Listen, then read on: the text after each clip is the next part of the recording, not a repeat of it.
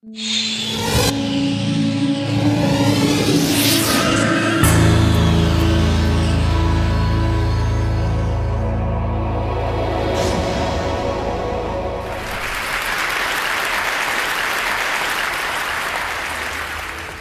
afternoon. There's a medical revolution happening all around us, and it's one that's going to help us conquer some of society's most dreaded conditions, including cancer. And the revolution is called angiogenesis, and it's based on the process that our bodies use to grow blood vessels. So why should we care about blood vessels? Well, the human body is literally packed with them, 60,000 miles worth in a typical adult. End to end, that would form a line that would circle the Earth twice. The smallest blood vessels are called capillaries. We've got 19 billion of them in our bodies. And these are the vessels of life. And as I'll show you, they can also be the vessels of death. Now, the remarkable thing about blood vessels is that they have this ability to adapt to whatever environment they're growing in. For example, in the liver, they form channels to detoxify the blood.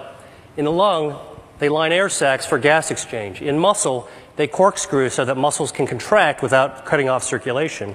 And in nerves, they course along like power lines, keeping those nerves alive. And we get most of these blood vessels when we're actually still in the womb. And what that means is that as adults, blood vessels don't normally grow, except in a few special circumstances. In women, blood vessels grow every month to build the lining of the uterus. During pregnancy, they form the placenta, which connects mom and baby. And after injury, blood vessels actually have to grow under the scab in order to heal a wound. And this is actually what it looks like, hundreds of blood vessels all growing towards the center of the wound. So the body has the ability to regulate the amount of blood vessels that are present at any given time. And it does this through an elaborate and elegant system of checks and balances, stimulators and inhibitors of angiogenesis, such that when we need a brief burst of blood vessels, the body can do this by releasing stimulators, proteins called angiogenic factors, that act as natural fertilizer and stimulate new blood vessels to sprout. And when those excess vessels are no longer needed, the body prunes them back to baseline using naturally occurring inhibitors of angiogenesis. Now, there are other situations where we start beneath the baseline and we need to grow more blood vessels just to get back to normal levels, for example, after an injury. And the body can do that too, but only to that normal level, that set point. But what we now know is that for a number of diseases, there are defects in the system where the body can't prune back extra blood vessels or can't grow enough new ones in the right place at the right time. And in these situations, angiogenesis is out of balance. And when angiogenesis is out of balance, a myriad of diseases result. For example, insufficient angiogenesis, not enough blood vessels, leads to wounds that don't heal, heart attacks, legs without circulation, death from stroke, nerve damage. And on the other hand, excessive angiogenesis, too many blood vessels, drives disease. And we see this in cancer, blindness, arthritis, obesity, Alzheimer's disease. In total, there are more than 70 major diseases affecting more than 1 billion people worldwide that all look on the surface to be different from one another, but all actually share abnormal angiogenesis as their common denominator. And this realization is allowing us to reconceptualize the way that we actually approach these diseases by controlling angiogenesis.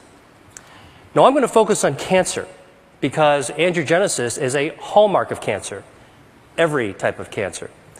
So here we go. This is a tumor, dark, gray, ominous mass growing inside a brain.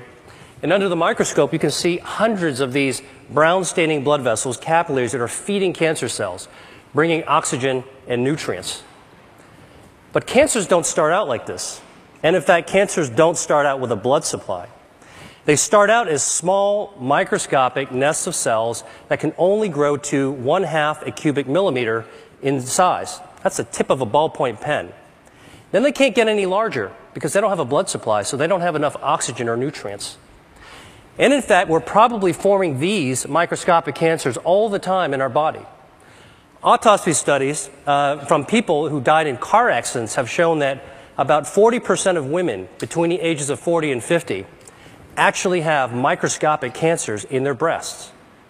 About 50% of men in their 50s and 60s have microscopic prostate cancers.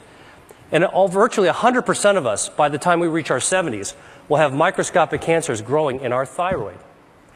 Yet without a blood supply, most of these cancers will never become dangerous. Dr. Judah Folkman, who was my mentor and who was the pioneer of the angiogenesis field, once called this cancer without disease.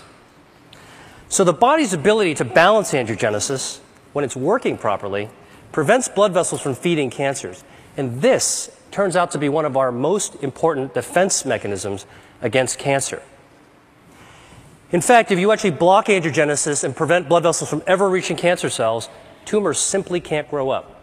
But once angiogenesis occurs, cancers can grow exponentially. And this is actually how a cancer goes from being harmless to deadly. Cancer cells mutate, and they gain the ability to release lots of those angiogenic factors, natural fertilizer, that tip the balance in favor of blood vessels invading the cancer. And once those vessels invade the cancer, it can expand, it can invade local tissues, and the same vessels that are feeding tumors allow cancer cells to exit into the circulation as metastases. And unfortunately, this late stage of cancer is the one at which it's most likely to be diagnosed, when angiogenesis is already turned on and cancer cells are growing like wild. So, if angiogenesis is a tipping point between a harmless cancer and a harmful one, then one major part of the angiogenesis revolution is a new approach to treating cancer by cutting off the blood supply. We call this anti-angiogenic therapy, and it's completely different from chemotherapy because it selectively aims at the blood vessels that are feeding the cancers.